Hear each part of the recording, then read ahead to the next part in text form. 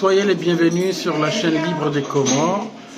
Aujourd'hui, nous avons l'honneur, la joie et le plaisir d'accueillir Madame Samia Prince, qui est coach et thérapeute et qui s'occupe des couples, mais aussi des adolescents en consultation et pour le bien-être et aussi pour le coping thérapie, comme on dit. Mais Madame Samia Prince n'a pas que cette casquette-là. Elle a aussi une casquette de femme entrepreneuse, mais également elle a aussi une casquette de femme politique. Elle joue un rôle très important au sein de la diaspora comorienne, ici en France, en plus de son rôle en termes au niveau politique de sa vision, où elle est souvent consultée, où souvent elle participe à des associations, mais aussi à des mouvements politiques. Bonjour Madame Samia Prince.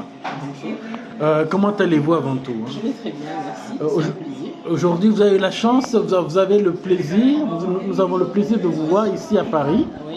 Qu'est-ce qui vous a amené ici à Paris? Alors, c'est un honneur. Alors, je suis aujourd'hui invitée pour justement parler de la délinquance. Comme vous le savez, sur ces dernières années, alors c'est le grand fléau. Oui. Notamment, on le voit aussi dans notre communauté sur ces dernières années.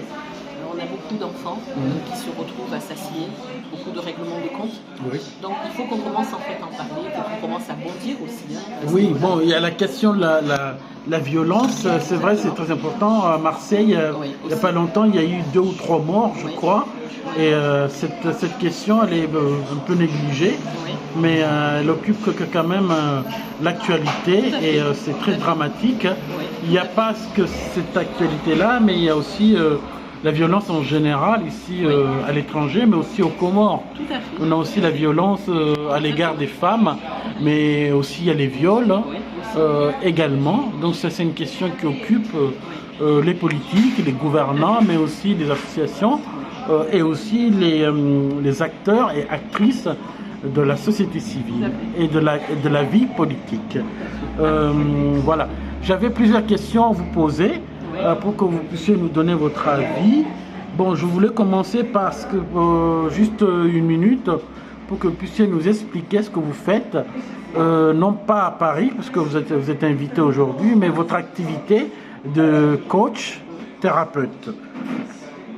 Alors, moi je suis psychothérapeute. Mon travail consiste à réparer, parce que lorsqu'on est psychothérapeute, on va réparer les traumatismes des personnes. Et c'est vrai que moi j'essaie aujourd'hui de conscientiser notre communauté à comprendre que chaque blessure que l'individu est amené à vivre à un moment, cette blessure-là, il faut la réparer. En libérant la parole, en essayant de se confier. Pourquoi? Parce que dans le travail que je fais, je réalise aujourd'hui que lorsqu'une personne, je prends le cas, se retrouve en pleine séparation, ou se retrouve dans un deuil, elle va garder tellement ça finalement en elle que derrière ça, toutes ces souffrances, elles vont créer, on va dire, la somatiser. Ça va créer des douleurs qui sont physiques. Et c'est vrai que pendant des années, nous, on a cette communauté où la psychologie, la psychothérapie, ça a toujours été tabou. On a toujours l'impression que les problèmes qu'on gère, parce que c'est Dieu qui a fait. Donc c'est vrai. Mais je rebondis sur ça aussi. Pourquoi? Parce que moi, je prends conscience qu'aujourd'hui, si l'éducation, à des moments aussi, elle faillit, c'est... Pour pouvoir éduquer des enfants, il faut que les parents soient bien dans leur tête, soient bien dans leur tête. Donc je me pose souvent la question, comment une maman par exemple, qui est mal dans sa tête, dans sa tête, va pouvoir finalement éduquer un enfant. Donc il faut à un moment, je prends le cas, surtout sur les familles monoparentales, la mère par exemple qui est blessée, qui a été laissée de côté, si à un moment, on va dire le sursaut, la réparation, le fait de l'aider, prend le dessus en fait, aller bien, ben, elle va se retrouver à un moment donné complètement perdue. Alors elle fera le nécessaire, parce que c'est une maman, elle fera le nécessaire pour avancer. Mais malgré tout, elle aura toujours cette difficulté. Donc vous accompagnez à la fois les adolescents, les parents qui ont subi un traumatisme, un deuil, une séparation. Est-ce que vous ressoudez aussi les couples? Alors je ressoudé aussi les couples parce que je réalise aujourd'hui que le gros problème, souvent des couples, c'est la base. C'est souvent les couples. Parce qu'il y a beaucoup de divorces, que ce soit dans la communauté, que ce soit à l'extérieur, partout. Moi qui aujourd'hui gère, on va dire, un peu des communautés confondues, je réalise que le gros problème au niveau des couples, c'est, comment je pourrais dire ça? Souvent on a tendance à imaginer que ce qui est propre en fait à l'homme, ce que désire un homme, c'est une chose, que désire une femme, c'est une chose. En fait, ce qu'on dit, c'est que l'être humain en tant que tel désire les mêmes choses. Et ça, c'est ce que j'essaie justement de montrer en fait à mes couples. D'accord. À un moment, de la même manière que monsieur, par exemple, il a besoin d'attention, madame a besoin d'attention. Autant il a besoin finalement d'être aimé, autant elle a besoin d'être aimée. Donc vous donnez des conseils aussi. Donc donne des conseils. vous faites un suivi. Donc on peut vous contacter, je crois, sur le mail Voilà. coaching Coaching conseil, conseil s.fr. D'accord. Voilà, Samia Prince. Est-ce que vous avez un compte Facebook? Alors j'ai un compte Facebook qui a mon nom, alors c'est plutôt Samia Soumani qu'on me trouve, ou alors un compte Instagram, parce qu'en fait, pour revenir justement à ce que je fais, Oui. je travaille, c'est vrai, dans je soigne, je dirais, le mental, mais je soigne le corps aussi. Parce qu'il y a une chose qu'il faut quand même savoir, c'est que l'être humain, en fait, il y a trois parties. Il y a l'esprit, il y a l'âme et le corps. Et comme j'explique souvent à mes patients, il faut savoir que tout ce qu'on met en fait dans la tête, qui fait mal, qui blesse, ça va glisser dans le corps. Et il faut savoir que cette âme, en fait, c'est l'essentiel de nous. On va dire le corps, en fait, qu'on a, c'est juste comme une voiture, c'est une carcasse qu'on va véhiculer, qui va justement nous aider à transporter cette âme-là. Donc, si l'âme est blessée, le corps est blessé. Et donc, les douleurs qu'on va être amené à créer, comme je dis souvent, ce sont des douleurs qui vont finalement exprimer justement un mal-être. Souvent, comme je dis, les problèmes, par exemple, de lutte, ce sont les problèmes du passé. Donc, on va travailler dessus. Et donc, pour aider aussi au niveau du corps, c'est là où justement j'applique la technique du cupping thérapeute. D'accord. Voilà, ce qu'on va appeler la pyjama, ce qu'on va appeler le cupping, soit sexe ou humide. Et c'est vrai que les personnes, elles vont se retrouver à être soignées, on va dire, en tout. C'est bien l'esprit, c'est bien l'âme, c'est bien le corps, en fait, on a dit. Maintenant, il y a une chose que je dis souvent aussi, c'est que pour que l'être puisse être en accord en fait, avec son soi, il faut qu'il apprenne aussi à s'aimer. Oui, par ailleurs, justement, vous avez écrit un livre. Vous pouvez nous en dire un peu plus sur le livre? Voilà, s'aimer pour savoir aimer. Ça veut dire quoi? Qu'est-ce que vous voulez dire? S'aimer pour savoir aimer, pourquoi? Parce que lorsqu'un être humain apprend à se connaître, apprend à s'accepter, forcément il va s'aimer. Parce qu'on s'aime pourquoi? On s'aime en acceptant nos défauts, en acceptant nos qualités. Et c'est vrai que si on apprend à s'aimer, on peut aimer l'autre facilement. Maintenant, si on ne s'aime pas, parce qu'il y a une chose que je voudrais dire, même si ça ne convient pas tout le monde, on est toujours le miroir de l'autre que l'on rencontre. Alors j'entends souvent dans les thérapies des gens me dire mais pourquoi je ne suis pas injuste et je tombe sur quelqu'un d'injuste. Mais en fait, c'est que l'autre, c'est notre miroir. Il y a toujours quelque chose en nous, alors peut-être pas de la même façon, mais si on est attiré vers les mêmes personnes, parce que souvent je l'entends, et je tombe toujours sur les mêmes personnes, oui, parce qu'à un moment donné, on n'a pas appris justement à se déprogrammer. Parce qu'à un moment donné, il faut apprendre à se déprogrammer d'une façon, et apprendre à se dire que l'enfant que nous avons été, même si à un moment donné cette âme finalement reste, mais on devient après un adulte en fait un peu différent. Et il faut justement se déprogrammer de ce que les parents ont attendu de nous, de ce que la société attend de nous, mais savoir se dire que ce que moi je veux moi en tant qu'individu. Et là, on est beaucoup plus épanoui. D'accord, ok. Merci pour cette présentation de votre activité. On va passer à une autre série de questions. Merci. Madame Samia, donc vous venez de parler de votre activité professionnelle. Vous êtes consultante, vous êtes coach, thérapeute, vous soutenez les couples en séparation et aussi pour les ressoudés et aussi les adolescents qui ont des passages à vide ou qui ont des problèmes qui les marquent dans leur vie. Je voulais parler à des questions de société. Je vais juste commencer par la première préoccupation de la diaspora comorienne. On parle beaucoup de violence, on parle beaucoup de dérapage violent au niveau de la jeunesse comorienne ou franco-comorienne qui se trouve en France, en particulier à Marseille, mais pas que Marseille, il ne faut pas stigmatiser Marseille, il y a aussi en région parisienne, mais partout. Mais c'est surtout là-bas que c'est plus remarqué parce que cette violence a atteint un paroxysme qui est insoutenable. Est-ce que vous avez des propositions à faire rapidement avant de passer aux questions politiques? Alors, Moi, j'ai toujours pensé que cette violence à Marseille, c'est que les enfants, enfin que ce soit Marseille ou ailleurs, ils sont un peu à des moments mis à l'abandon. C'est-à-dire qu'on ne les écoute pas assez.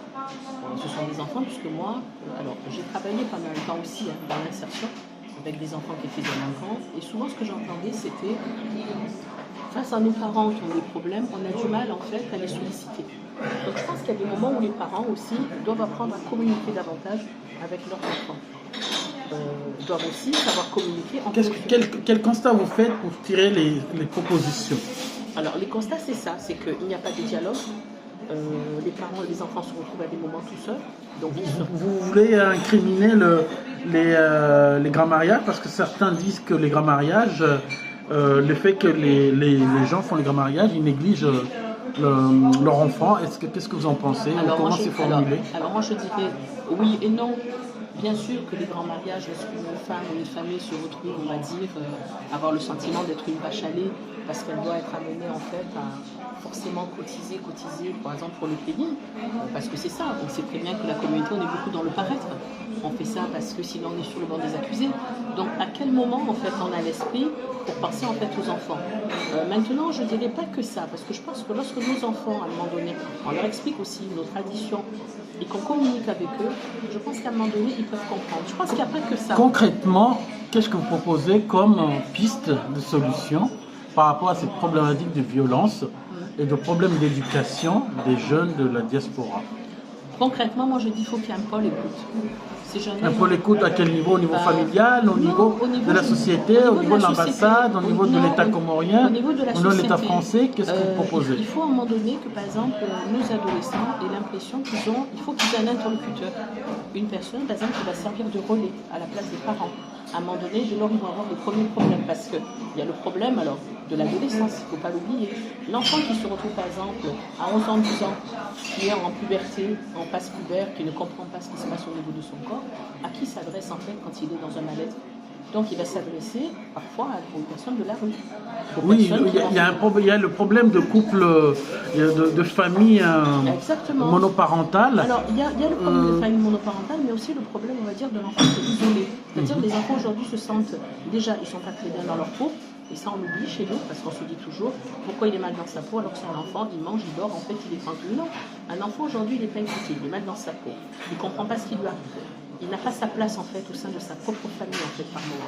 Donc moi ce que je dis c'est que le gouvernement aujourd'hui devrait placer... Quel gouvernement? Le gouvernement des Comores, puisque là on parlait des Comores par exemple. Mais on parlait de la diaspora qui se trouve à Marseille ou à Paris même Marseille, ou à Lyon. Parce que les associations, même celles essayent de faire par exemple des débats, des discussions, mais c'est pas suffisant. Il faudrait dans des quartiers par exemple qu'on ait, on va dire, j'ai envie de dire un peu comme des grands frères entre guillemets. Donc vous proposez que les associations comoriennes qui se trouvent ici en France ou à Marseille, voilà, créer des référents, qu'on leur donne des référents des cellules d'écoute. Voilà, qu'on leur donne les moyens pour qu'il y ait des référents qui puissent justement être là et accueillir ces jeunes-là.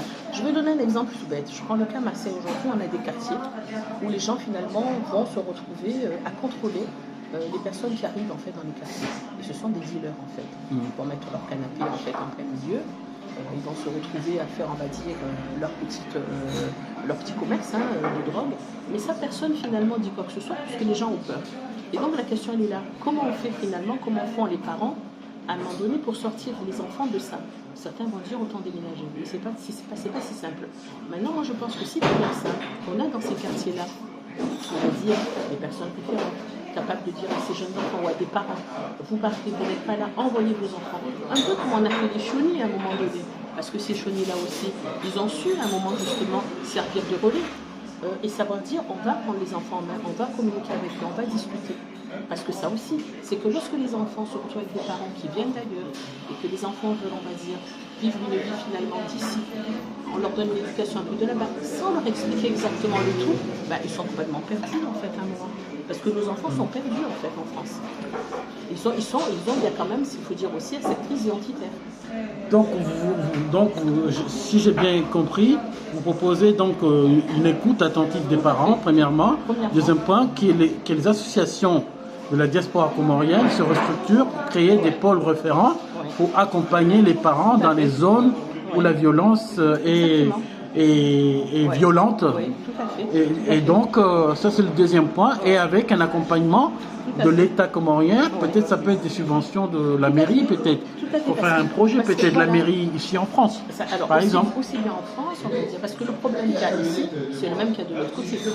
Donc moi je pense qu'il faut à un moment donné justement qu'il y ait des structures qui vont pouvoir accompagner les parents. Je prends le cas, ces structures serviraient de relais à deux niveaux. Dans la prévention, on va dire une fois que l'enfant se retrouve après dedans, parfois il y a des parents qui sont perdus, psychologiquement parlant même, parce qu'ils ne savent plus où aller. Donc il faut accompagner aussi les parents, si j'ai bien compris. Exactement. Je dirais qu'il faut accompagner un peu tout ce monde. Et il y a eu à un moment donné ces structures-là qui ont existé. Et qu'est-ce qui s'est passé alors? Ce qui s'est passé qu'à un moment donné, ces parents n'ont pas été les chercher.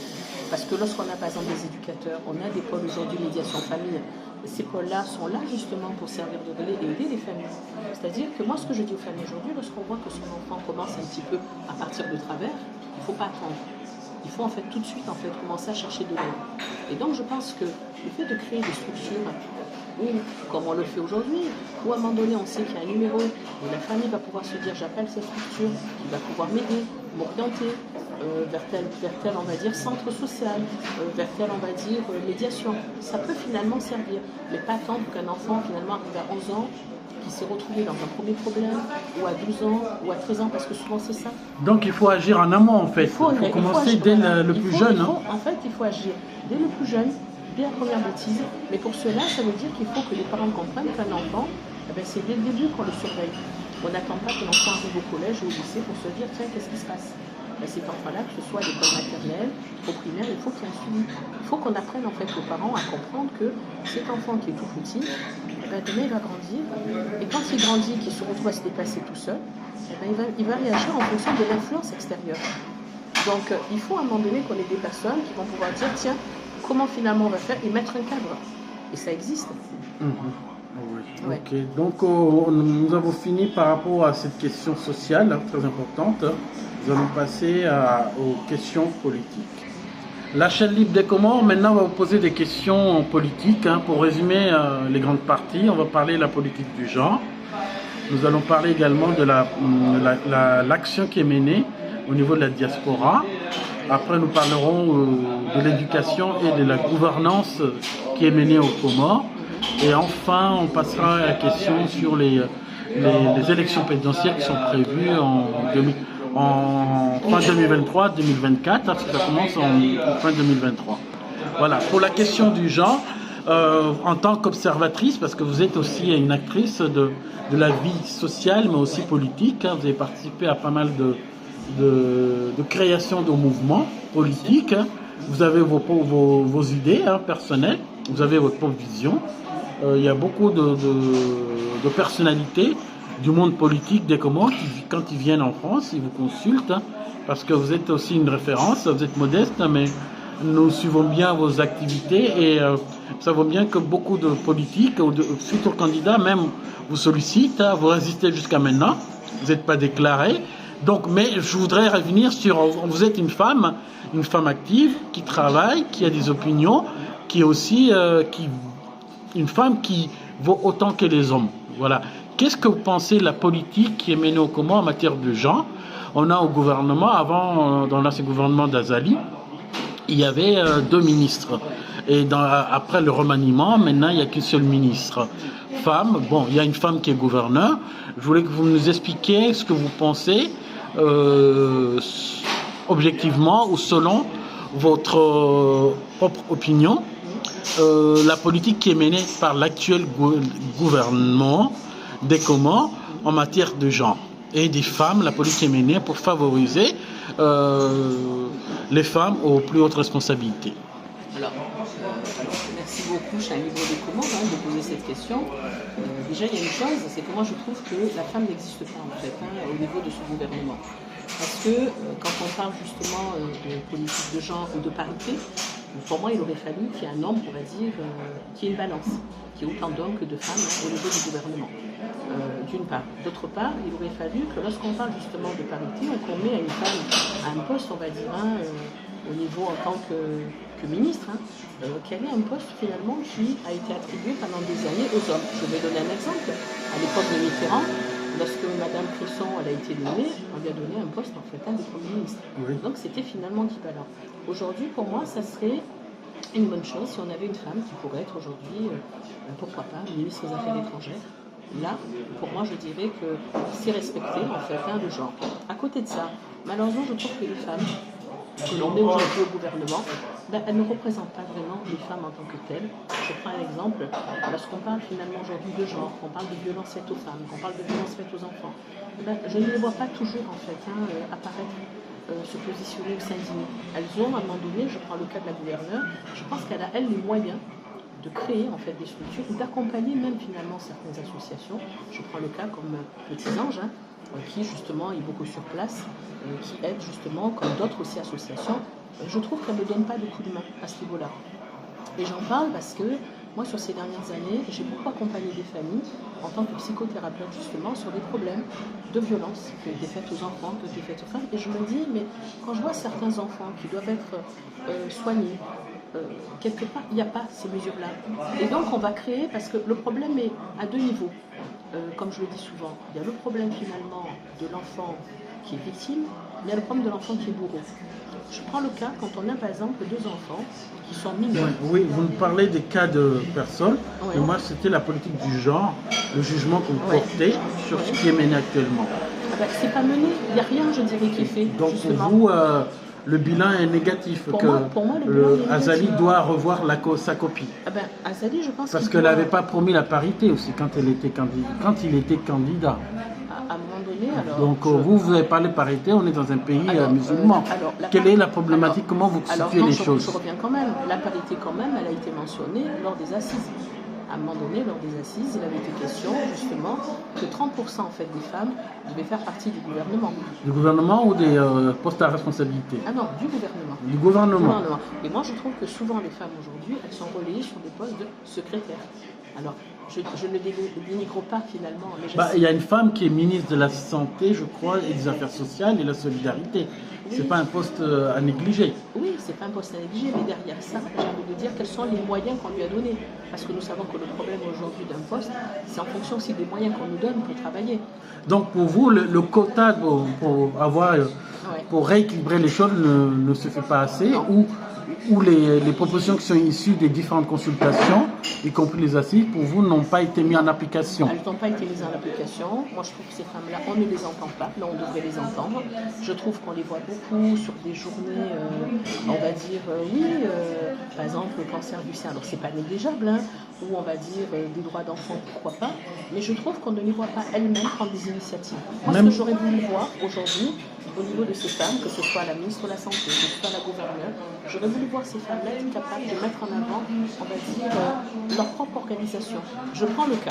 La gouverneure aujourd'hui, quand elle vient en France, elle devrait à un moment donné s'adresser aux associations qui sont en France pour pouvoir, par exemple, apporter une aide. C'est une proposition. C'est une proposition. Et ça, on ne le voit pas. Pourquoi on ne trouve pas le moyen de travailler ensemble? Bon, elles pourront toujours dire que leurs pouvoirs sont limités. Alors, par exemple, les postes de gouverneur avec la constitution entre guillemets de 2018, 2019, les pouvoirs sont très limités. Ça n'empêche pas qu'on peut réunir ces associations. Alors, les pouvoirs sont limités, oui et non. Nous savons très bien qu'aujourd'hui, la gouverneure, elle a quand même un cercle de relais au niveau des maires. On sait très bien qu'au niveau des maires, aujourd'hui, on peut travailler avec cette diaspora. Chaque association aujourd'hui est représentée au niveau des villages parce qu'elle aide. On sait qu'aujourd'hui, dans les villages, en fait, au niveau des Comores, ce qui permet aux villages en fait, d'avancer, ce sont les associations de la diaspora. Donc, si à un moment donné, il y avait une triangulaire en fait, à ce niveau-là, entre la mairie, les associations et la gouverneure, les choses elles se passeraient. Maintenant, la question que je me pose, c'est que est-ce que les gens ont réellement envie d'évoluer? Parce qu'avoir, on va dire, un titre de poste pour avoir un titre, est-ce que c'est intéressant? Je pense qu'à un moment donné, il faut savoir se dire, je sors de là, mais j'ai un bilan positif. Moi, je prends le cas. S'il m'arrive moi d'être gouverneur, par exemple, ou même d'être maire, on va aller sur un autre... je m'arrangerai parce que je pense que la première politique, c'est la politique du village. On doit, dans un premier temps, recadrer le village. Mais pour le recadrer, il faudrait comment? Il faudrait recenser le savoir-faire, le savoir-être. Qu'est-ce qu'on a comme savoir-faire? Parce qu'à un moment donné, on ne recense pas assez. On a tendance à dire dans les villages, nous avons des cadres, nous avons des intellectuels, Mais en fait, ces gens-là, à un moment donné, on n'a pas de base de données. Et le problème, c'est, on oublie une chose, c'est que l'oisiveté, c'est la mère des vices. Donc, lorsqu'on laisse finalement des personnes sans rien faire, même les gens qui sont très honnêtes, ils finissent par voler, ils finissent par faire des choses qu'ils ne doivent pas faire.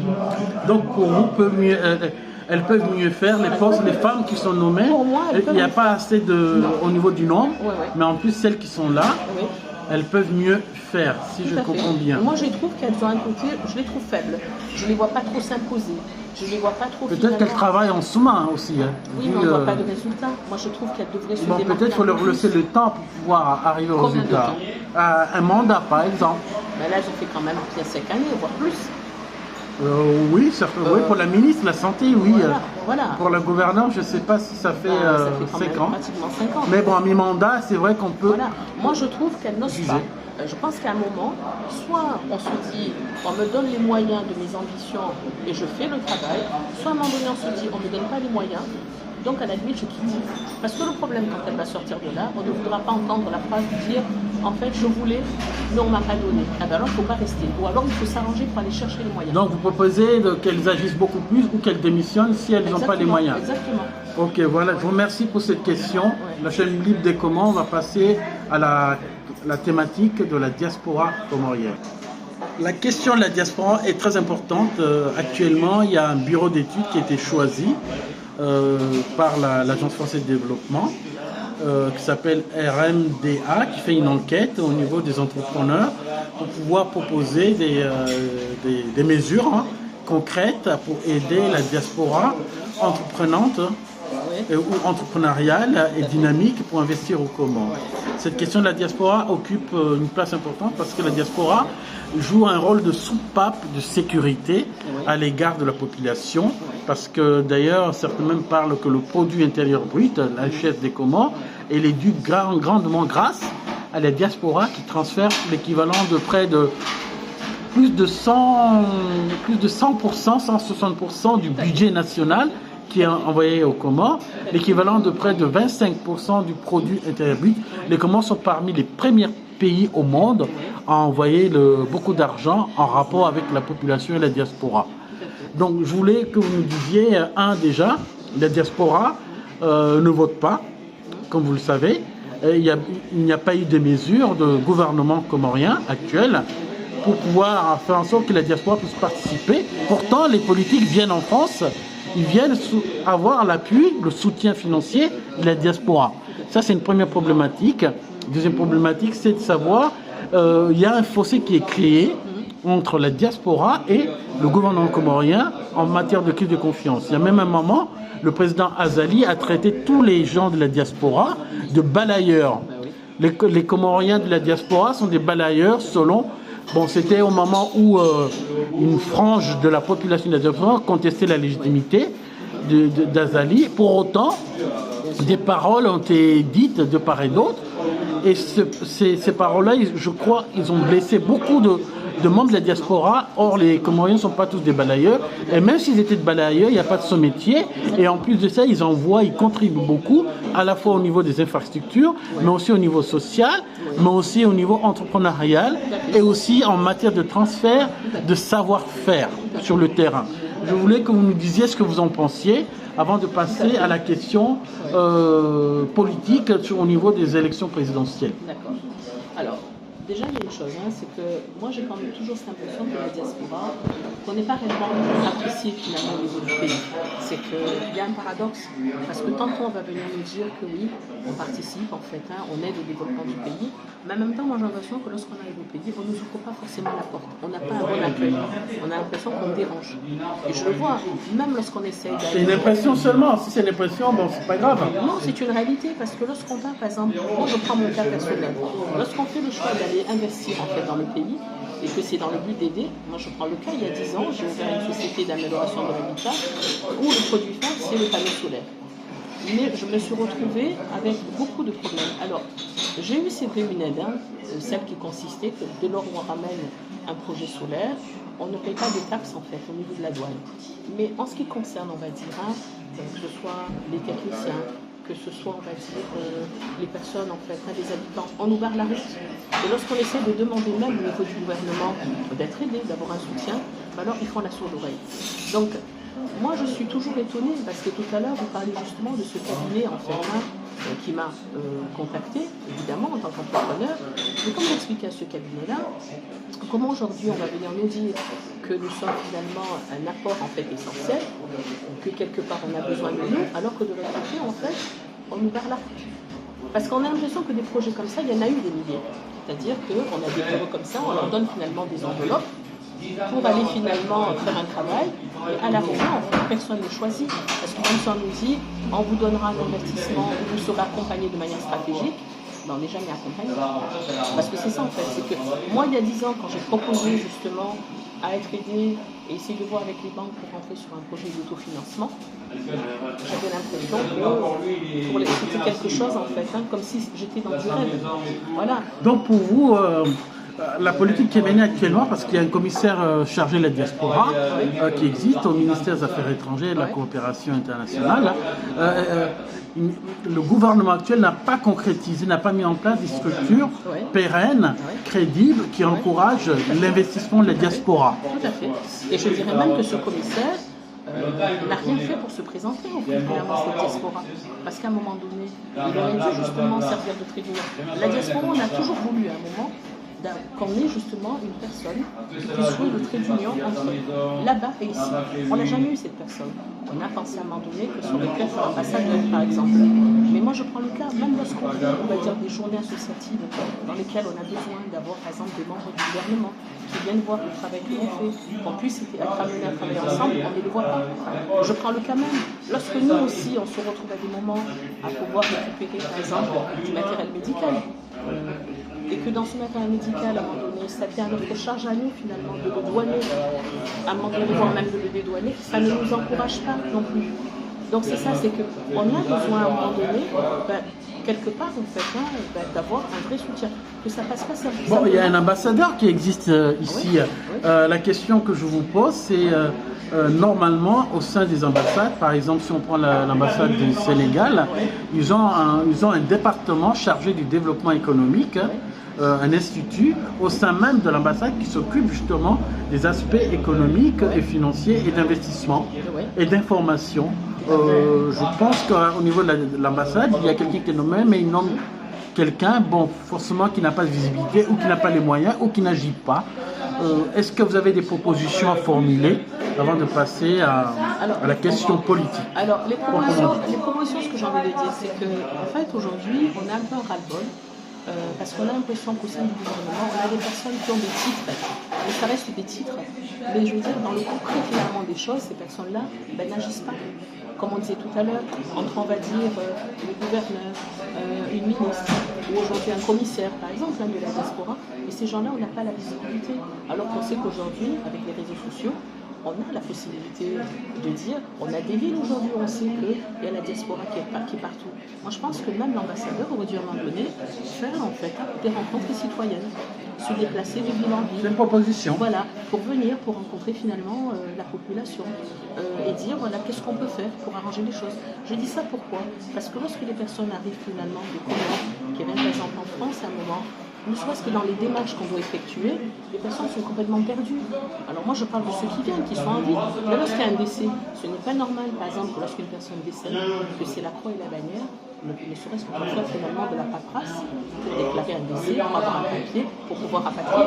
C'est des choses qui devraient nous être facilitées. Bon, apparemment, il y a un site, le site de l'ambassade qui donne des informations, peut-être que ce n'est pas suffisamment suivi, où il n'y a pas suffisamment de recensement de la population, où les gens n'y vont pas pour se présenter.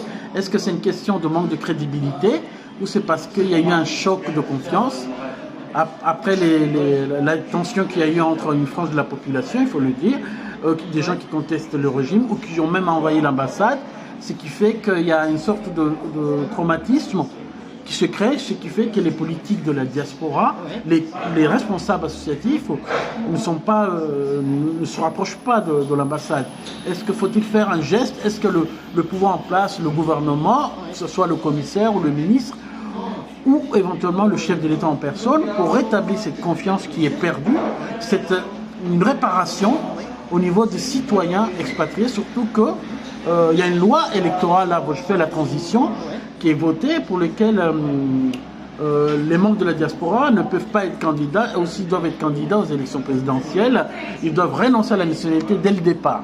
C'est pas au moment où ils arrivent en poste qu'ils doivent laisser la nationalité, mais au moment au départ, au moment du dépôt de la candidature, sachant que rien n'est dit qu'ils vont gagner, et par la suite, qu'est-ce qu'ils deviennent? Bon, c'est le pouvoir légitime de l'Assemblée, mais qu'est-ce que vous pensez de ça? Voilà, c'est une double question, et il fait une transition vers la politique. Alors, c'est là où je dis justement, c'est le paradoxe, c'est qu'on ne peut pas d'un côté nous dire la diaspora, on vous aime, on arrange des choses pour vous, et de l'autre côté, en fait, on nous met un coup de pied.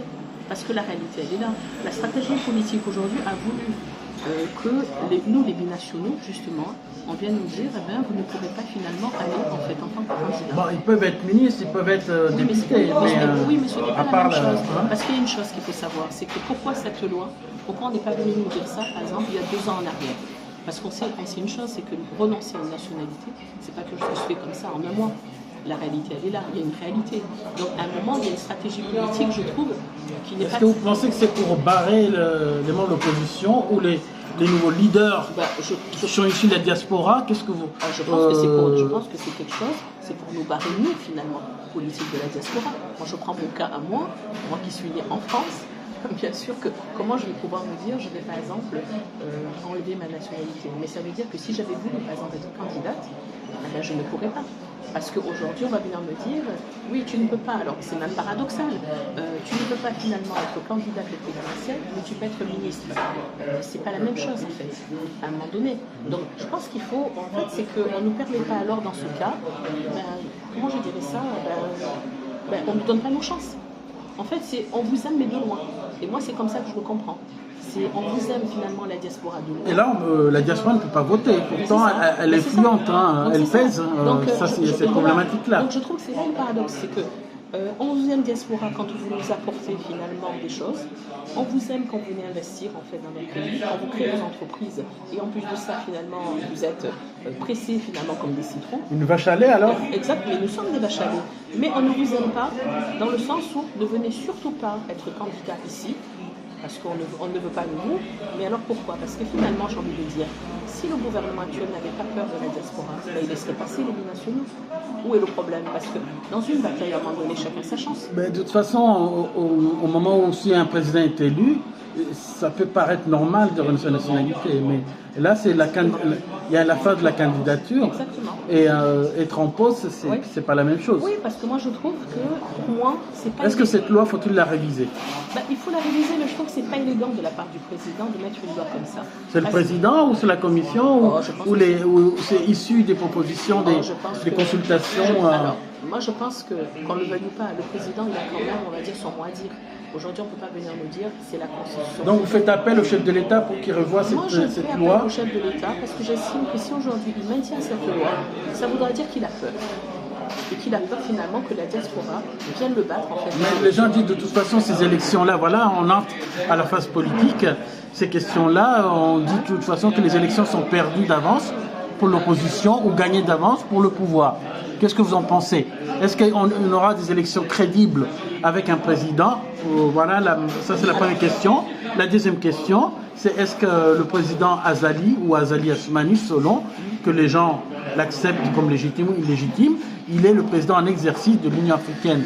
Que pensez-vous de l'action qui est menée, notamment ses propositions au niveau de l'Union africaine, mais aussi ses prises de position au niveau de la politique qui est menée à l'égard donc des pays étrangers, notamment la Russie, ou pour faciliter ou pacifier ou faire des propositions au nom de l'Union africaine par rapport à l'Ukraine et la Russie?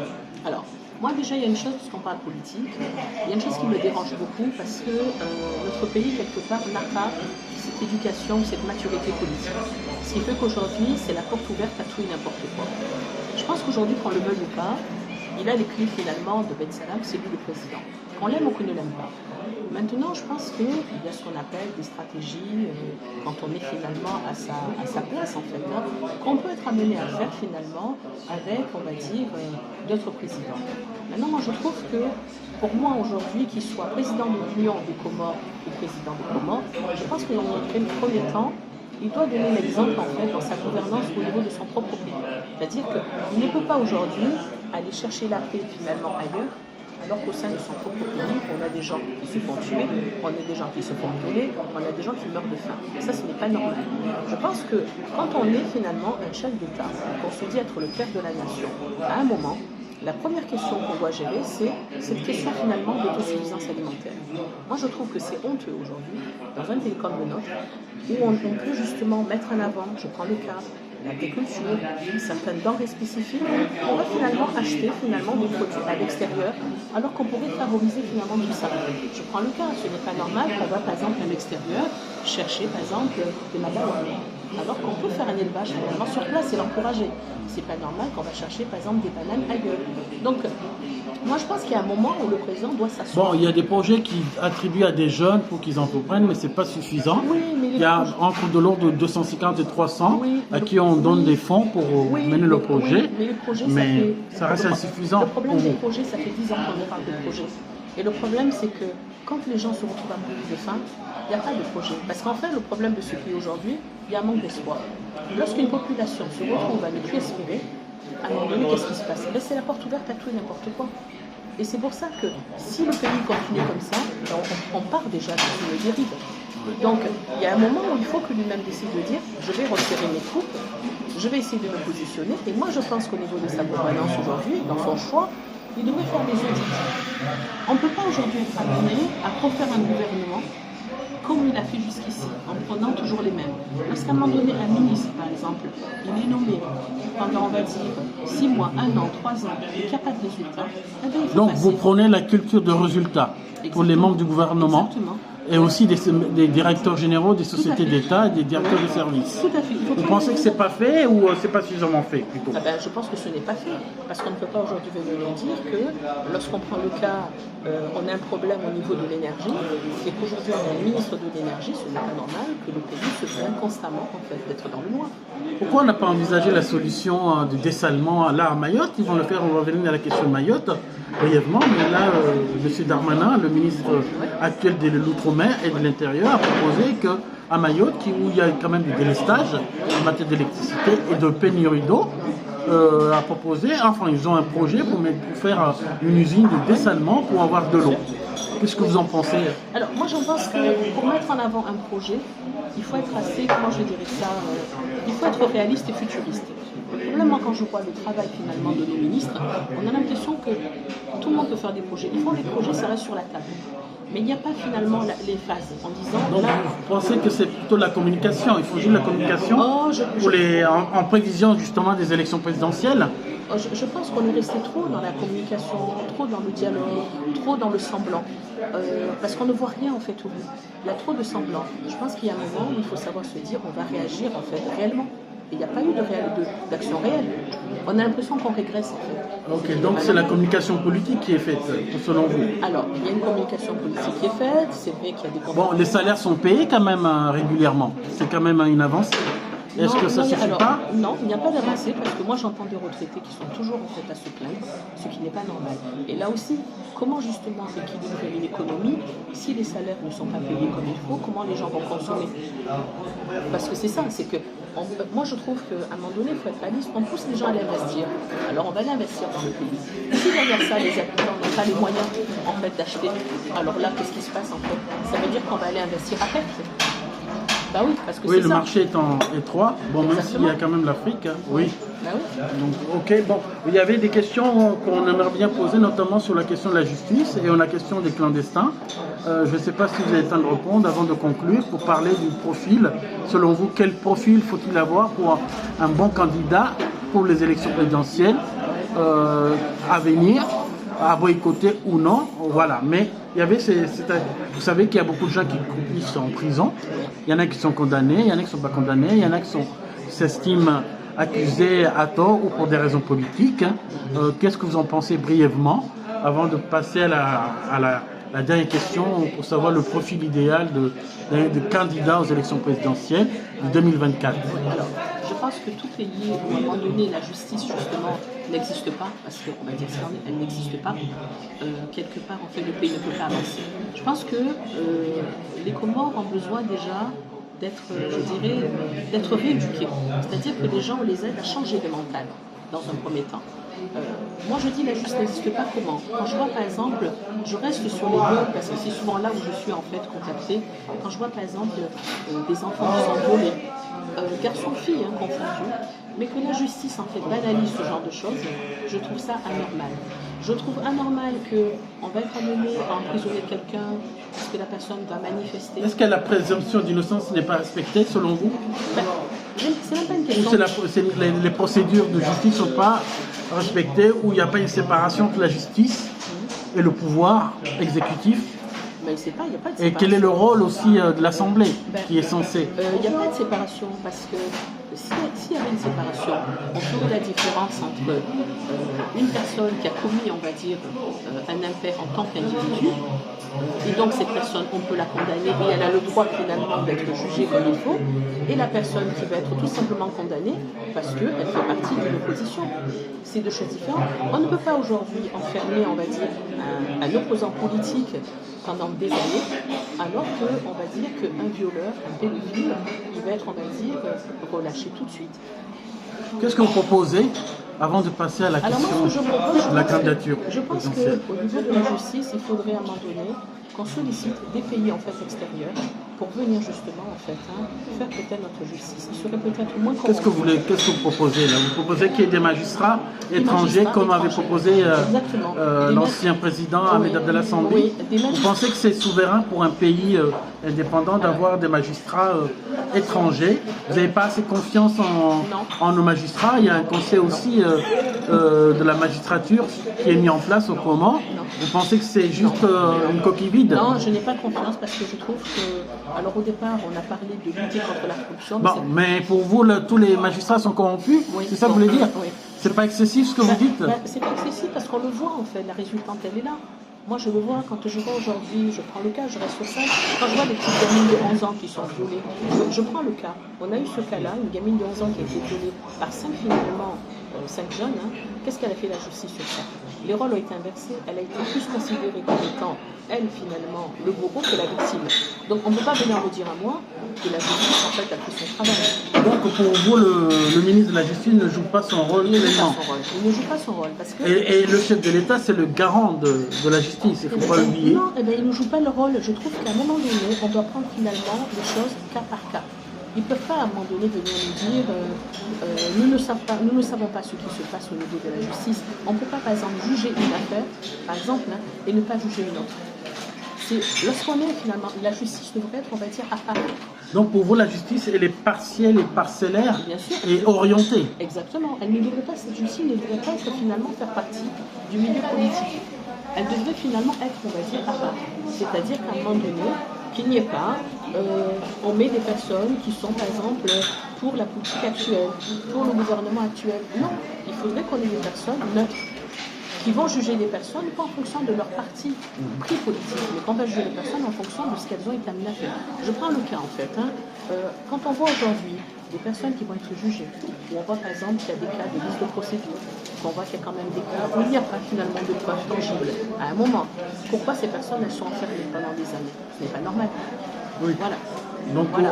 Donc vous appelez le chef de l'État actuel à revoir la copie à la fois au niveau des réformes, parce qu'il y a des réformes qui ont été votées par la loi, mais en tant que garant de la nation, mais aussi... Bon, il y a une question que je vais vous poser, mais c'est une question subsidiaire, au niveau de l'unité nationale. Certains se plaignent, des citoyens qui disent, notamment ceux qui viennent originaires d'Omoélie d'Anjouan, qu'il n'y a pas une continuité de l'État en matière d'égalité territoriale, notamment.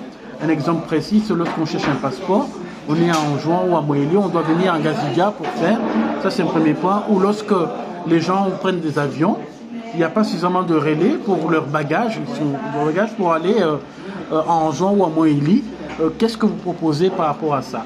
par rapport au rôle de l'État pour garantir la continuité territoriale et de l'unité, avant de passer à la question de la candidature. Ce que je dirais, c'est que le rôle de l'État, justement, devrait à un moment donné y remédier, puisqu'on a quand même ce problème, en fait, à ce niveau-là.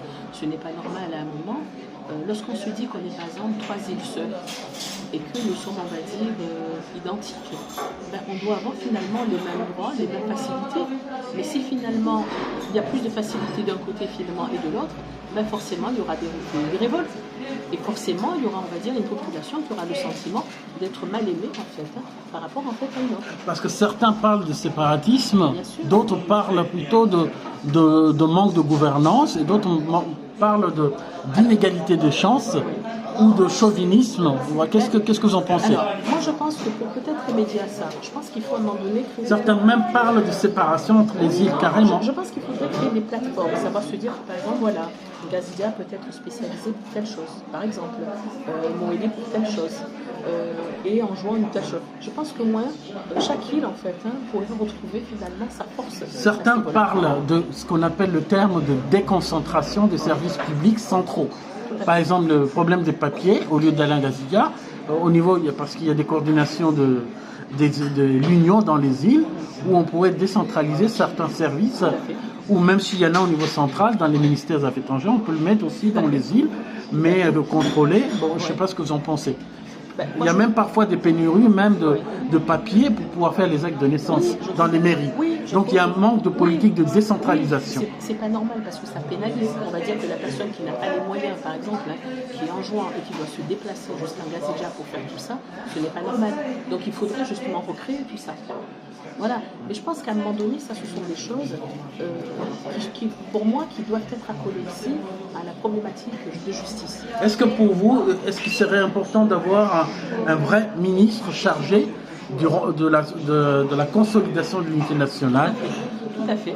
Il y a des postes qui doivent être créés justement à ce niveau-là. Ou un commissaire chargé, en plus d'un ministre chargé de cette problématique. Une personne qui ferait le relais. Mais j'ai envie de dire que pour que ce soit possible aussi, il faut qu'à un moment donné, on puisse se retrouver face à un pays où il y a des règles. Et pour qu'il y ait des règles en fait, dans un pays, il faut qu'il y ait une justice. Parce qu'on sait qu'aujourd'hui, dans le monde dans lequel on est, si on n'a pas de règles, en fait, que ce soit chez nous, que ce soit dans un pays ou ailleurs, finalement, c'est la porte ouverte à tout et à n'importe quoi. Donc ça aussi, il faut se le dire également. Donc voilà. Il faudrait revoir le respect des procédures de justice, et le respect de sortir de la culture de l'impunité. Tout à fait. Et on n'a pas parlé de la question de la corruption, mais on reviendra dans la dernière phase, à savoir au niveau de la candidature, quel est le candidat idéal pour vous, pour redresser les communs, que ce soit les prochaines élections présidentielles ou dans l'avenir. 3. Au niveau des élections présidentielles à venir, dont un calendrier a été fourni par le gouvernement, je voulais savoir, faut-il réellement organiser des élections en 2023, parce que c'est fin 2023, jusqu'en mars-avril 2024, ou bien non, et est-ce qu'en l'état actuel, il y a la CENI, la Commission électorale nationale indépendante, a été créée. Ils sont en train de former beaucoup de censeurs, beaucoup de citoyens qui vont participer aux élections. Pensez-vous que ces élections seront crédibles ou ça sera juste un faire-valoir pour reconduire les mêmes? Et puis troisièmement, c'est quel serait le bon candidat idéal pour redresser les communs? Il y a beaucoup de candidats et quel serait pour vous le bon candidat, le profil idéal? Alors, moi je pense que déjà on ne peut pas fonctionner dans la vie avec des suppositions. C'est-à-dire qu'une bataille, pour la gagner, on la mène. On ne peut pas à un moment donné s'asseoir et se dire est-ce que j'y vais, est-ce que j'y vais pas. Je pense qu'à un moment donné, il faut déjà se dire je me donne les moyens de mes ambitions et j'y vais. Je vais me battre. Est-ce que l'opposition fait bien de boycotter les élections ou pas? Parce qu'il y a certains, les gens sont pas même. Le groupe qui s'appelle le G10 sont divisés. Une partie veut être candidat aux élections présidentielles et une partie non. Et il y a même actuellement, malgré la loi électorale qui est liberticide, entre guillemets, donc certains partis sont créés pour préparer les élections présidentielles. Alors, moi je trouve que déjà l'opposition. Moi, si j'avais un conseil à donner à cette opposition, ça aurait été de s'unir et à la limite de choisir un seul candidat. Je pense qu'il y a un moment où on ne peut pas toujours finalement se retrouver dans la fantaisie. Est-ce qu'en allant, ils ne cautionnent pas les élections alors qu'ils savent que les élections sont, pour eux, les élections sont truquées d'avance? Oui, mais j'ai envie de dire, est-ce que ce sont des devins? Est-ce qu'aujourd'hui on peut jouer cette carte de... Avec Azali, on a connu le passé. Est-ce que on peut considérer qu'il faut deviner ou c'est toujours la même politique? Moi, je pense qu'il faut aller dans l'action. Il faut choisir les bonnes stratégies. Il est certain que si l'opposition part aujourd'hui finalement... Bon, il y a plusieurs oppositions. Il y en a qui ne vont pas. Il y a certains qui vont, comme Mouni Baraka, vont être candidats. Et puis il y a des jeunes qui appartiennent au groupe des 10 qui vont être candidats. Oui, mais ce que je dirais, c'est que... Ils étaient dans le pouvoir, ils soutenaient l'opposition. Il y a le parti Orange de Kiki qui sûrement vont envoyer une candidature, que ce soit Kiki ou quelqu'un d'autre. Oui, mais peu importe. Donc, ce que je dirais, c'est que tout politique qui part avec la même stratégie dans laquelle il est parti sur les années à venir, forcément, il va perdre. Je pense qu'à un moment, il faut avoir une bonne stratégie. Ça, c'est un peu comme au ballon. C'est pas parce qu'en face de nous, on a un adversaire qu'on pense être fort qu'on ne peut pas à un moment donné se donner finalement les moyens. Soit on est de taille et on le pense et on est confiant, soit on ne l'est pas. Donc, moi, je pense qu'il faut aller. Il faut se donner confiance parce que ça va à un moment donné, justement, même l'adversaire peut avoir peur aussi. Parce que c'est ça. Lorsqu'on mène un combat, il faut que l'autre qui est en face se dise je vais me battre avec quelqu'un. Maintenant, après, est-ce que les personnes qui vont se retrouver face à Azali sont de taille ou pas de taille? Moi, je pense que tout le monde, en fait, a la chance. Après, moi, j'ai un côté assez, je dirais, positif dans le combat. Où je me dis, quelque part, c'est... Les si, moi je dis, c'est le diable. Quand on est toujours en train de dire et si, on n'avancera jamais. Donc moi je dirais les candidats, il faut y aller. Mais à côté de ça aussi, il faut que chaque candidat aussi accepte à un moment donné sa valeur réelle. Parce que pas tout le monde peut être candidat. Comment on peut dire aussi mesurer sa valeur réelle sans participer à des élections? Le problème c'est qu'aujourd'hui, beaucoup de gens se sont positionnés en tant que candidat à la présidentielle sans voir la réalité politique en fait du pays. Il y a une réalité politique du pays, c'est-à-dire que pour pouvoir en fait avancer, il faut déjà être assez futuriste. Se dire, aujourd'hui, la réalité d'aujourd'hui, en fait, comment finalement on voit le pays dans les 5 ou les 10 années à venir, par exemple. Et il y a des personnes, on a l'impression que pour elles, c'est je pars en tant que candidat juste pour avoir le titre d'être un président. Il y a un long travail finalement. Bon, il y a aussi des gens qui vont être candidats sans avoir vraiment des idées de fond, où il y en a qui vont être candidats pour pouvoir se positionner, soutenir un candidat ou soutenir Azali pour être ministrable. Oui, mais ça justement, c'est ce que j'appelle des mauvais candidats. Pour moi, le bon candidat, c'est celui qui part en se disant je veux être président parce que je Ils peuvent tous se dire comme ça, mais au final, ils disent je ne perds pas parce qu'au second tour, je vais donner ma voix pour pouvoir être repris comme ministre. Oui, mais ça, c'est comme en course. Dans une course, en fait, à un moment donné, on se dit, on s'entraîne, on a calculé, on a vu l'équipe. C'est ça, c'est que il faut savoir que lorsqu'on part en tant que candidat, il y a un travail d'équipe.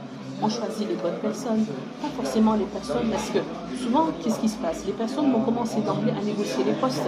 C'est pas sérieux. Il faut à un moment donné que les gens se retrouvent dans une réalité. Est-ce que cette personne-là, demain, elle est présidente? Est-ce qu'elle est capable, à un moment donné, de tenir, on va dire, un discours auprès, par exemple, de ses homologues? On a des présidents aujourd'hui qui arrivent, en fait, devant des interviews et qui ne sont pas capables, justement, en fait, d'avoir un bon discours. Mais est-ce qu'un candidat doit doit se positionner en termes de communication? Bien sûr. Ou parce qu'il y a beaucoup qui sont comme ça, qui font comme ça, mais qui n'agissent pas sur le fond. Il doit se positionner en termes de communication. Déjà, dans un premier temps, la communication avec son peuple, d'une part, et d'autre part, la communication finalement avec les autres. Nous savons que le Comore, c'est un petit pays, c'est un pays pauvre, et qu'à un moment donné, le président qui va se retrouver finalement aux manettes, aux commandes, va devoir dans un premier temps gérer avec ce qu'il a, les richesses qu'il a, et pour cela il faut qu'il les recense. Ses richesses au niveau de son sol, ses richesses au niveau finalement de ses mers, de tout ce qu'il y a, ses richesses au niveau de la population en tant que telle, et voir finalement son savoir. Voilà. Voilà. Mais je dirais aussi ses richesses par rapport aussi finalement à ce qu'il peut faire.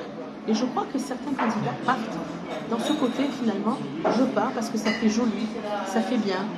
Mais c'est pas ça. Je veux dire, à un moment donné, il y a une trame. Donc vous appelez les gens à réfléchir avant de présenter à bien préparer leur candidature. Moi, je pense qu'il faut que les gens, à un moment donné, réfléchissent. Et qu'il ne faut pas boycotter les élections, selon vous, même si pour certains, c'est perdu d'avance. Moi, je pense qu'il faut que certains candidats se rassemblent. C'est-à-dire, je dirais que sur 3 candidats, il faut peut-être à un moment donné faire la table ronde de se dire, est-ce que celui-là n'est peut-être pas plus légitime finalement qu'un autre? Est-ce qu'aujourd'hui, si on se dit avoir le même amour du pays, est-ce qu'il n'est pas souhaitable de se dire qu'on peut se mettre ensemble pour travailler finalement ensemble. Parce que c'est ça. Moi, je prends mon cas. Aujourd'hui... Oui, voilà, nous venons pour parler de votre cas. On voulait, la chaîne Libre des Comores vous demande est-ce que vous êtes candidate aux élections présidentielles à venir? Et sinon, si vous n'êtes pas candidate, on n'entend pas beaucoup de femmes prétendre vouloir être candidates aux élections présidentielles. Quel message vous avez à leur dire pour conclure? Alors, moi j'aurais pu aujourd'hui me dire je pars en tant que candidate au présidentiel. Mais il y a une chose, je reste aussi une femme très réaliste. Le Comores reste un pays très misogyne où la femme quelque part n'a pas sa place. Et je suis convaincue aujourd'hui que même si aujourd'hui on va dire que le président actuel n'est pas populaire, mais s'il était question que je me retrouve moi face en fait à Zali, c'est lui qu'on voterait. Parce que aujourd'hui la femme n'a pas sa place dans notre pays, qu'on le veuille ou pas. Les gens aujourd'hui vont avoir tendance à dire oui, mais en fait, je dirais que notre population, nous avons finalement ce côté où les gens ne vont pas jusqu'au bout finalement des choses. Dans une réalité. On avait eu Mme Manaïcha qui était de Mbéni, qui était candidate aux élections. Voilà, bon, c'est un exemple. Oui, mais qui a été beaucoup boycottée. Et malheureusement, elle a été plus boycottée par les femmes que par les hommes. Mais est-ce que la question aussi qui se pose, c'est qu'on ne peut pas, du jour au lendemain, se présenter candidat, il faut un travail derrière pendant des années. Ça manque aussi. Est-ce que vous, les femmes qui avez la capacité et la disponibilité pour prétendre à la magistrature suprême, il y a un travail derrière à faire. Est-ce que vous êtes regroupés déjà entre vous déjà pour convaincre les hommes? Il faut déjà convaincre les femmes. Est-ce que vous avez fait ce chemin, la moitié au moins du chemin? Toute la problématique est là aussi. Et éventuellement, vous soutenez des régimes qui n'ont très peu de femmes au pouvoir. Et vous trouvez ça cohérent? Alors, la question, c'est pas de soutenir ou pas soutenir. La question, finalement, elle est là. C'est qu'aujourd'hui, bien sûr qu'en tant que femme... Est-ce que vous-même, vous avez soutenu Mme Wanaïcha quand elle était candidate? Non, parce qu'à dire vrai, au moment où Mme Wanaïcha est partie candidate, c'était une année où moi j'étais partie pour l'être aussi. La Constitution ne m'a pas permis, justement, d'aller jusqu'au bout. Donc j'ai soutenu un autre candidat. Mais ce que je veux dire, c'est qu'il y a une réalité. Mais est-ce qu'elle vous avait sollicité aussi? Parce que donc voilà, c'est une bonne démarche. Voilà. Et c'est vrai que d'ailleurs je l'ai félicitée dans sa démarche parce que je trouve que pour moi, même si elle n'a pas gagné, mais elle a gagné parce qu'elle reste quand même. Est-ce que vous l'encouragez à être candidate cette fois-ci? Moi, je l'encourage parce qu'il y a une chose qui est... Est-ce que vous êtes prêt à la soutenir ou vous avez d'autres candidats en vue? Alors, je serai prête à la soutenir. Comme moi, aujourd'hui, je soutiens tous les candidats aujourd'hui. Ah bon, vous soutenez tous les candidats? Vous mangez à tous les râteliers alors? C'est pas que je... Alors, quand je dis je les soutiens, je les encourage. Pourquoi? Parce que j'estime qu'à un moment donné, c'est un combat. Je pense qu'on ne se lève pas le matin, on fait le choix de dire on va être candidat en fait à la magistrature suprême. Je pense qu'il y a un travail qui se fait de fond. Et donc moi je dis que le meilleur gagne. Maintenant je pense que tous ces candidats...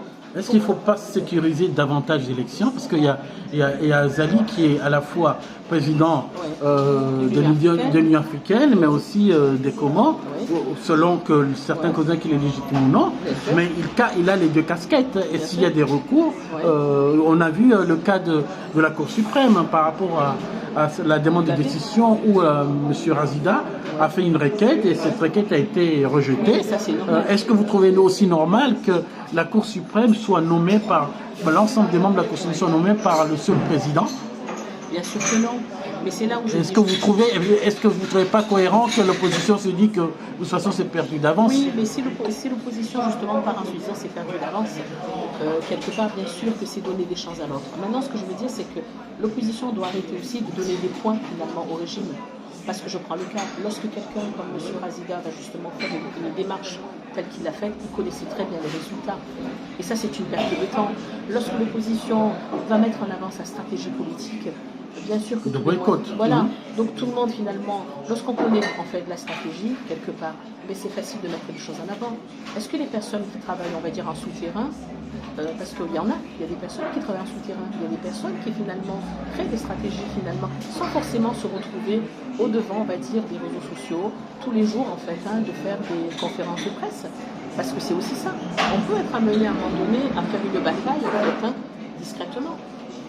La personne qui va se battre, elle ne va pas forcément être amenée à dire en état de guerre, je pars me battre en fait, à tel jour je serai là. Et donc c'est là où on perd davantage. Et moi je pense qu'à un moment donné, il y a des dates. Il va falloir se dire à un moment donné, pourquoi, je prends le cas, sur les 5 ou 10 candidats, parce qu'on sait, on repartira avec 20 candidats. Et ça sera dommage, parce qu'il aurait fallu que sur ces 20 candidats, qu'au moins on puisse finalement revenir peut-être à 2-3 candidats. Contre, finalement. Vous vous positionnez justement dans le camp présidentiel, dans l'opposition, ou vous êtes la troisième voie? Moi, je suis la troisième voie, parce que moi, j'estime qu'aujourd'hui, que ce soit le régime, que ce soit l'opposition, pour moi, ils n'ont rien fait. Il faut dire ce qu'il en est. C'est-à-dire que pour moi, aujourd'hui, le président à venir doit être quelqu'un qui soit capable de rassurer sa population. Et je pense que malheureusement, aujourd'hui, le problème qui s'est posé, que ce soit le régime comme l'opposition, ils ont réagi, on va dire, comme un couple en plein divorce. C'est-à-dire qu'ils ont vu l'essentiel, les enfants, la population. Cette population aujourd'hui, elle est en souffrance, elle est en souffrance de tout. Elle a peur, elle n'est pas entendue, elle meurt de faim. Et quelque part, c'est que si à un moment donné, on fait le choix de se dire, je suis un président, mais j'oublie ce pourquoi finalement je suis là, parce que j'ai été voté, alors là, il n'y a pas lieu. Donc moi, ce que je dis aujourd'hui, c'est que les futurs présidents doivent penser qu'il faut évoluer. C'est-à-dire que les votants d'hier ne sont pas les votants de demain. On est dans une nouvelle génération aussi. Donc voilà, pour finir, est-ce que vous avez un message à transmettre à la communauté comorienne de la diaspora et aussi les citoyens et les gouvernants et les acteurs de la société civile et les acteurs politiques, pour finir? Alors, moi, pour finir, je dirais qu'il faut que cette diaspora, qu'on sorte du cadre politique. Il faut que la diaspora reste apolitique.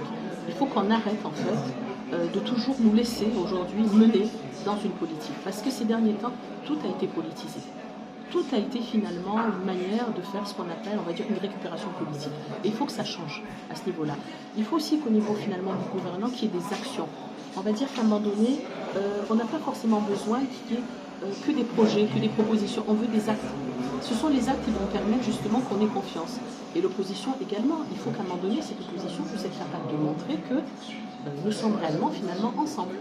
Oui, parce que certains reprochent à l'opposition d'être sur un combat de forme, mais on n'entend pas au niveau sur le fond. Qu'est-ce que vous en pensez? Oui, parce que le problème, c'est que l'opposition qui se dit être ensemble, à des moments, elle joue finalement la carte des uns contre les autres. Je vais prendre un exemple. Quand à un moment donné, il y a eu le problème du dialogue national, certains de l'opposition étaient contre, mais ils sont revenus finalement derrière, alors qu'ils avaient été amenés finalement à casser du sucre sur ceux qui avaient été pour le dialogue national. Parce que c'est ça aussi. Donc je pense qu'à un moment, il faut arrêter je dirais, des dialogues stériles. Je pense qu'il faut arriver à construire en se disant, on est là. Mais qui doit construire? L'opposition, le pouvoir, le président? Je pense qu'aujourd'hui... Ou des nouveaux leaders, ou des femmes? Alors, moi déjà, je pense qu'on a besoin de nouveaux leaders. Je pense qu'aujourd'hui, tous ceux qui ont été, parce qu'ils ont tous été finalement, ils ont été finalement pour ce pays. Je pense que ceux-là... Il y a des jeunes qui montent, que ce soit des femmes ou des hommes, mais je pense qu'il faut de nouvelles générations. Ou elles calquent ce qui est fait par les anciens? C'est pas une question de calquer, parce que le problème, c'est que les anciens n'ont pas, par exemple, comment je dirais ça, ils n'ont pas préparé la future génération. Moi, c'est ce que je leur reproche aujourd'hui. Parce qu'on a toujours dit, on a eu des grands politiques, mais en fait, la réalité, ils n'ont préparé personne. Donc je pense que cette politique ancienne, ces politiques anciennes, doivent rester dans un coin et laisser les jeunes, finalement, se mettre en avant. Dernier mot pour conclure. Oui. Je vous laisse la parole, si vous avez un dernier mot. Alors, moi, le dernier mot, je dirais, on a besoin aujourd'hui d'un président, je dirais, qui soit futuriste, qui soit réellement un vrai père de la nation, c'est-à-dire qu'il puisse être capable de se dire que le peuple, finalement, c'est un peu comme les enfants. Moi, je prends le cas aujourd'hui. Si j'avais été, par exemple, présidente, je me serais dit aujourd'hui, je veux jouer un rôle de mère de la nation, en essayant d'être le plus équitable possible, justement. Donc, il faut un père ou une mère de la nation. Exactement. Pour la candidature présidentielle. Exactement, qui puisse être capable d'être juste. Voilà, là, toujours se dire, je fais des choses que pour moi. Il faut à un moment donné aussi, on a besoin de personnes, on va dire, qui ont vraiment les compétences nécessaires dans les domaines. On ne peut pas à un moment donné mettre une personne à un domaine, alors que cette personne, en fait, ne connaît rien à ce domaine-là. Parce que c'est souvent ce qui se passe, en fait. Et puis, il faut sortir de cette politique, on va dire, familiale ou amicale. Je suis nommée... Donc, le népotisme. Voilà, non, il faut sortir de tout ça. Voilà, ok. Voilà. Merci, Madame Samia Prince Assoumani. Merci pour cette interview, cet entretien très riche, pas seulement au niveau social, qui est votre domaine, mais aussi au niveau politique, et au niveau du fond des propositions que vous avez formulées. La chaîne libre des Comores vous remercie pour votre engagement et votre abnégation, votre soutien et aussi votre dynamisme et votre esprit entrepreneurial pour lequel on aura l'occasion d'y revenir prochainement, Inch'Allah. Merci beaucoup et à très bientôt. Merci à vous aussi. Au revoir.